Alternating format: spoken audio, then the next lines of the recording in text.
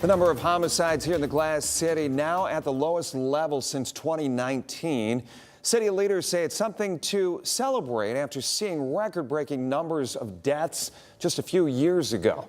Michael Sandlin joins us in studio with more. He is in the newsroom right now. Michael, where are we at right now as far as those numbers? And when was the last time we saw such a number like this? Well, Jeff, so far this year, 8 people have died by homicide in the city, a number that hasn't been seen since all the way back in 2019.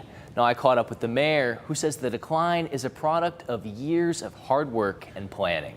Well, it was a terrible time. For many in the Glass City, it still feels like yesterday when week after week, reports kept coming in of people getting killed on our streets. 2021 was the record-breaking peak, with 71 people murdered. By April of that year, 20 people were already gone. But fast forward 4 years to April of this year, and that number's been cut by 60%. So what did it take? Mayor Wade Kapsakavich says it took attacking the problem from every angle. I think the reason we've been so successful is because we haven't done one thing, we've done a number of things. The mayor listed 4 factors for the city's success, and he says perhaps the biggest was increasing the size of the police force from 585 officers at the start of his first term to 635 officers now. You do need more officers if you want to have the kind of community policing that we know works. If you want to give officers a chance to, get out of their squad cars, walk around, develop relationships in neighborhoods like this. And speaking of community, 1, 2, 3. The second factor is youth programming.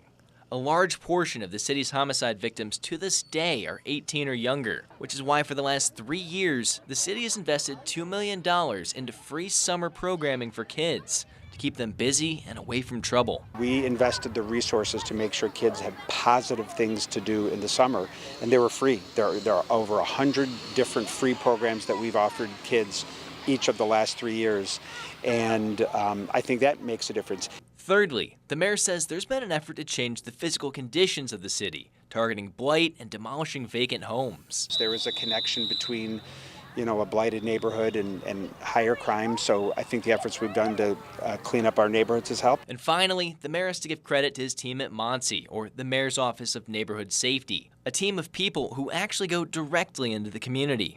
Their job is to kind of go out at the grassroots level, build relationships with young people, and try to prevent arguments from turning into something, tragic.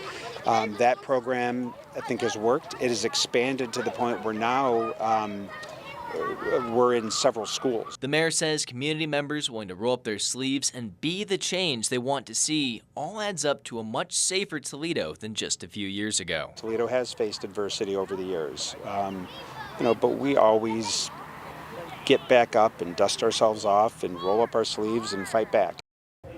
And next week, City Council will unveil its plan to combat violence for the next 4 years, including reducing gun violence by another 20%, increasing the median household income in core neighborhoods, and changing people's attitudes towards interpersonal violence. We'll have more on that coming up next week. But for now, in studio, I'm Michael Sandlin for WTOL 11.